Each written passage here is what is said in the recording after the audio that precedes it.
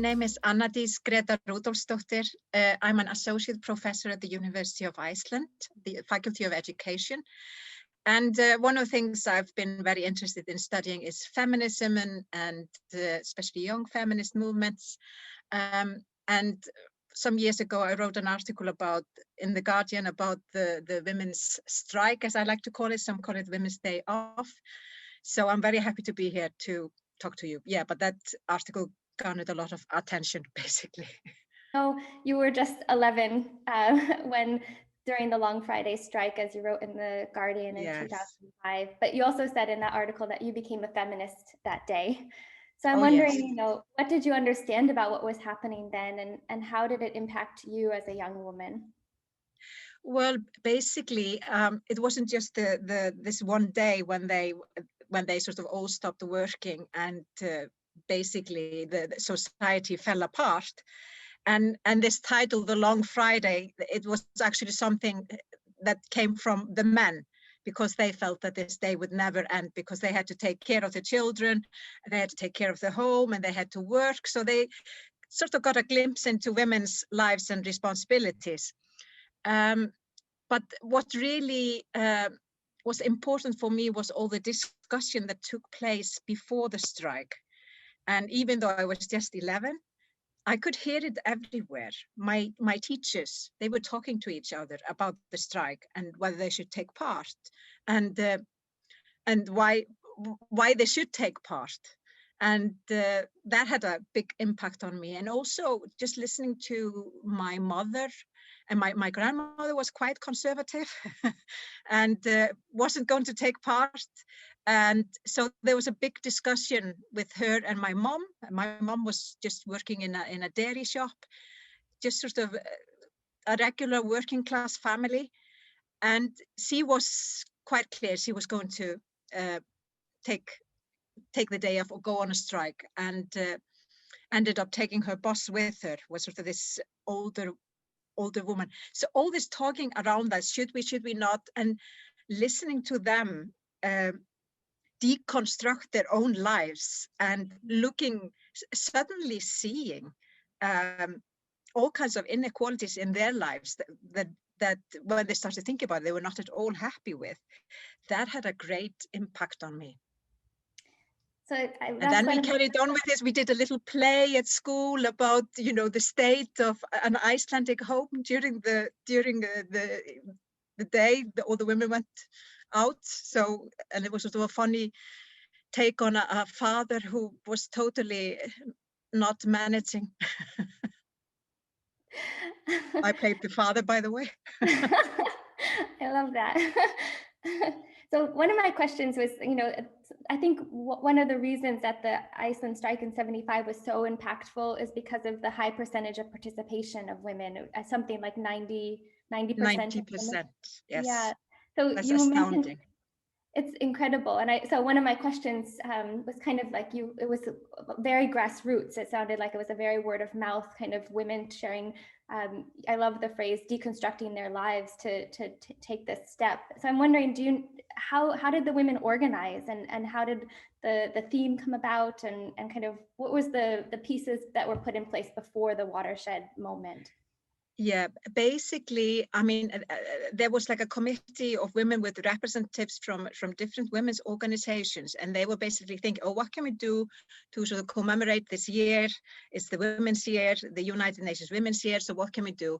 And then there was one representative from quite a radical women's group called the Red Stockings Movement, and she said, oh, why don't we go on strike?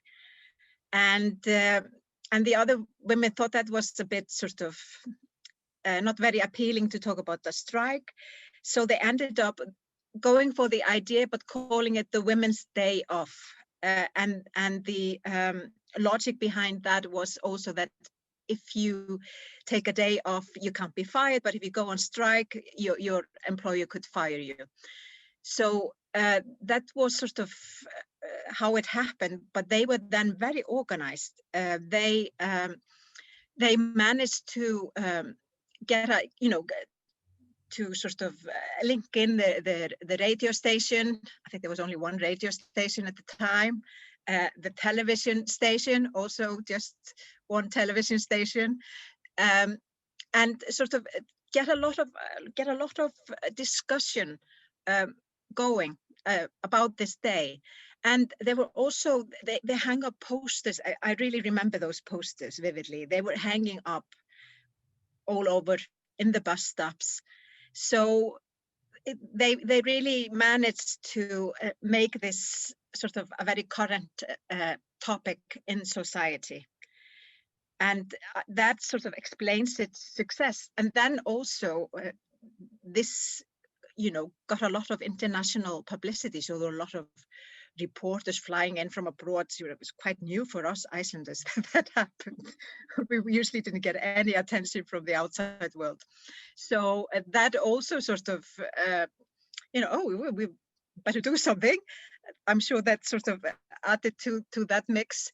So basically, yeah, it was just really well prepared. They took great care to really involve the grassroots, because they had like women's representatives from the unions.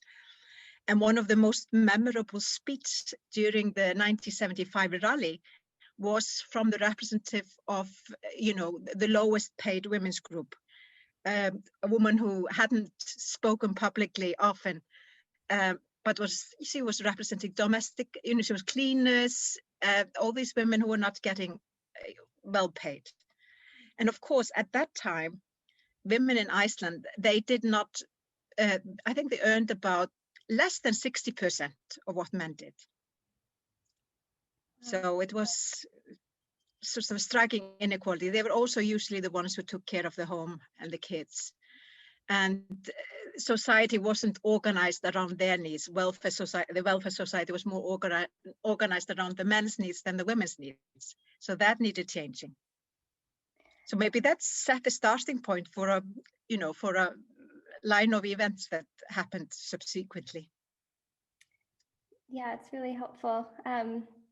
So, I mentioned that it's kind of a watershed moment, and it's the seminal moment that, a lot of things conspired to account for the success of the strike. But I wonder, and as activists, we have to believe in those moments, but I also, Yes. as an activist, I always think about like what comes next. You had the big day, like what was Monday like in Iceland after that? And I know that there have been subsequent strikes to mark the different pay inequalities on the decades. And so I'm wondering, like how did the movement continue after this kind of enormous moment? Well, a lot of women feel that not enough was done to answer the demands that were made during this day. But, several years later, then in 1980, we managed to have a woman elected as president. She doesn't have the same power as your president, but still it was quite it was quite a seminal moment when she got elected, and she was president for 16 years. And then later on, and also women thinking about, we all striked and there's not enough happening. So there was like I think it was, what year it was? It was in the 1980s. There was, the women, they formed like a political group, the Women's Alliance, and they, they made a list for the parliament elections, and certainly we have in Iceland, we had 60 parliamentarians, and suddenly they went from 5 to 15 because they were elected in. And I think actually the Women's Day off, even if nothing was happening quite quickly afterwards, I think it changed the mindset of a lot of women. And as I was saying, all these thoughts and discussions, they left a lingering effect, certainly on my generation, who saw this all happening. So the things that happened afterwards, these were all women who had taken part in the Women's Day off or the women's strike. And I'm sure what happened there had an impact on their feminist consciousness. So yeah, so now the status is that women, they earn about 82% of what men earn, which should be more. So we are still fighting for equality here in Iceland, even though we're supposed to be the most gender equal, but there is no gender equal society in the world. Yeah. That's just a fact. I'm wondering kind of like what you talked a little bit about, like the conversations and how the legacy has impacted your generation and subsequent generations. I mean, what impact does collective action have on transforming conversations or dialogues or even policy about something as pivotal as the role of women, the value of women's roles in society? I think the way in which this all happened, the women who took part in the rally, they all talk about how much fun they had, the sort of the sisterhood they experienced, the sort of, and you know, just sensing that they had power, and some of them had never really felt that way before. So I think that is one of the things that collective action bring us together. We're stronger when we're all facing the same way, and you know, and you can't get past us. That really makes a huge impact. And you just have to listen to these women. There are so many. That would be, for example, one example. But yeah, so collective action is so important. I mean, this all matters to all of us. So, and taking part is, as was in this case, it was experienced as fun and affirming in a way. So I think that is often what feminist movements leave you with. It can also be very difficult if, like, you are like a few lone voices talking about serious issues and you're being brought down and someone wants to grab your pussy or whatever they say, you know, then it can be really difficult. But and that's why it's so important that we show solidarity with each other for these important issues. Yeah. And that's what's really good about the women's movement in Iceland, the feminist movement. They've been pretty strong. We had, like, a few years ago, young women, they were protesting how they were pornified on the social media, and you know, how they felt degraded by sexual comments and so on when they were using the social media. So they ended up walking down the main street, sort of topless, and posing outside the House of Parliament. What I really loved about that movement is that then one of the oldest feminist societies in Iceland, the Women's Rights Association, they sent in a letter of support. They have a right not to feel pornified. They have a right, you know, to not have their sexuality diminished by men. And you know, we may not understand what they are going through, but we support them. Yeah. And that's beautiful. Yes, so that was pretty awesome, actually, and we can do that. It's incredible because, you know, my organization, you know, was founded before I was born, but yet there are members who attended the first conference and having their support, even though the movement has changed and shifted and the priorities and the language that we use even has shifted a bit, but they're having that solidarity across generations is extremely empowering because, you know, the work that we do today has opened up because of the work of the women in, you know, in our case, 1975. Yeah. And I think it's important, all the feminists like myself, when the younger feminists come forward, we should be, oh, why are they doing that? And we need to support each other. Yeah. It's so important. It's interesting that even within our Catholic Women's Strike campaign, we've had the conversation, should we use the word strike? Is it too difficult? And so as much as some things have changed, some things are exactly the same. It's like, too strong. It did actually. It probably one of the reasons why it was so successful in Iceland was they used the sort of milder term, the Women's Day off, and it was easier for some of the women who were not quite so feminist aware to rationalize for themselves to go downtown and take part in the rally.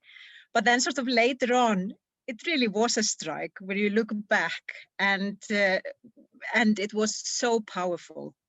I mean, the men, they were so at loss, and those organizations just sort of running, closing or running at half capacity. So it really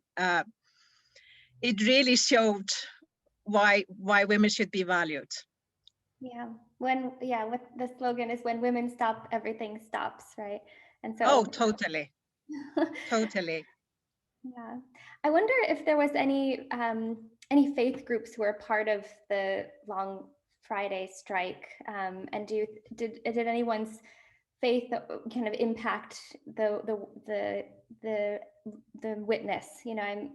I'm thinking about faith-based activism. Women come from towards their feminism or their activism through a faith lens. I wonder if that was present at all, or if there were religious groups who were supporting the strike as well.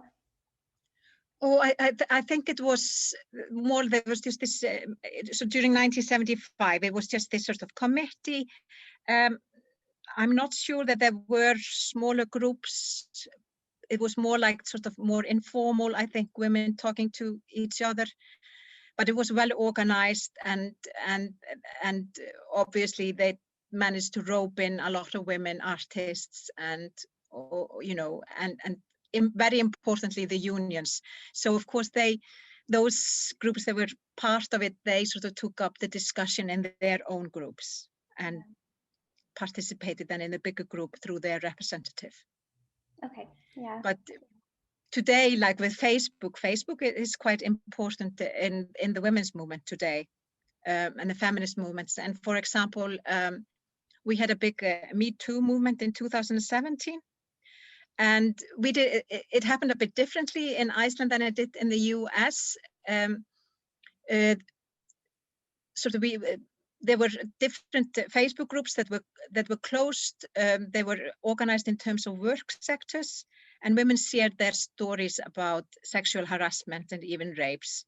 And part of these stories, they were then published anonymously with the women's consent, obviously.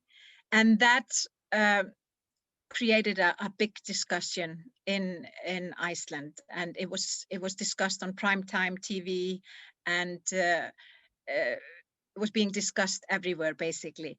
So the movements, feminist movements as they are today, they do use social media quite a lot, and they're quite good at using social media. And the Facebook groups, they become like counter publics, as sort of using sort of theoretical speak. So the women can organize themselves and talk together, and then all these sensitive stories were put forward. They tried to make sure that you could not recognize the victims in the stories. So that created a lot of discussion. Yeah. Well, we need to see more action. Well, it goes back to the grassroots organizing and how women are kind of in some ways inherent organizers, that they're talking to one another, and storytelling is such a powerful tool. Yeah, absolutely. And those stories were really moving, because we sort of there was a research done in 2017, I think, and they found that 24% of women had experienced, sexual abuse or sexual harassment. Oh no, sexual abuse, I think it was actually was the stronger term. So this is quite a lot, and we are supposed to be so equal here, but that's not the case. Yeah, the work continues for sure. Yeah, la luta continua. I think was it the Portuguese or yeah. So I'm wondering kind of what lessons you might impart to women in the Catholic Church that we could learn from the Long Friday strikes or the Women's Day off, and I think I mentioned this earlier, like how can we translate that action, given that, you know, with Catholic women trying to disrupt and influence a system that is like profoundly undemocratic, like inherently patriarchal. So I'm wondering if you have any advice or kind of lessons that you would want Catholic women to carry forward as part of this, you know, unfolding legacy of women striking around the world. Well, I think what you can do is what they did, for example, in that they involved a lot of groups.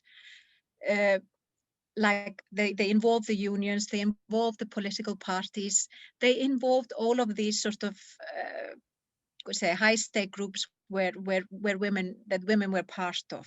So they got them into the conversation, they got them into the planning of the event, and then they took it further. So I mean, and for example, you can use Facebook groups for that now that we've got all this technology working for us. So that would be my advice, to really take this to the grassroots and get them also to define the terms. So if they want to say the Women's Day off, you know, if that is what it takes, then that is what you will work with.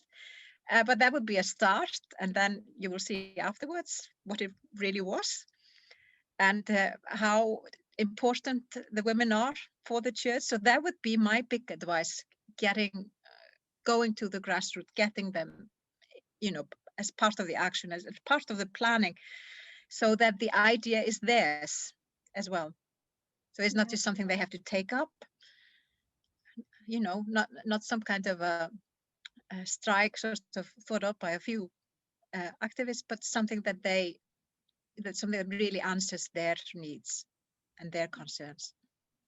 Yeah, that's really helpful, and especially defining their own terms. I think yeah, the feminist angle of it is to sort of let the women speak for themselves and say what is most pressing in their. Yeah, so we started there, and it's like, you know, and all this discussion that took place, you know, it wasn't just the women's, it wasn't just this one particular day, it was everything around it and everything that preceded it and that happened afterwards.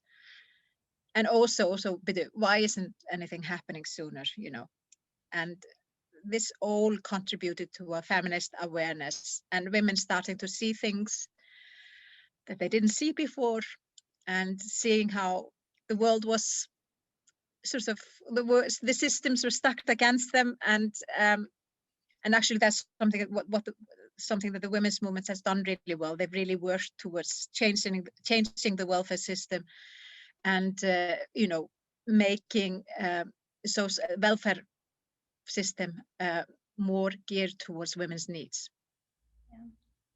So now we have like cheap, high quality, like childcare in Iceland that is available to everyone. So that's one of the achievements of the women's movement, and also the maternity leaves and the paternity leaves. That is also something that the women's movement has sort of lobbied for, and something we're doing well. We're still working on the gender pay gap and getting more women into CEO positions and positions of power. I think you've achieved so much in what seems like a short amount of time in kind of a Catholic framing. So, I mean, it's incredible, and something that other countries are so far away from. I mean, especially in the United States, it almost seems unthinkable. So it's very inspiring to know that. Thank you. I so hope it goes well for you. I think it's fantastic that you're doing all this. Oh, thank you. And you know, must be hard. Okay, well, thank you so much for your time. Well, thank you for interviewing me. And you know, may the force be with you, and you know, take care. Thank you so much. Stay safe. Yeah, bye. Bye.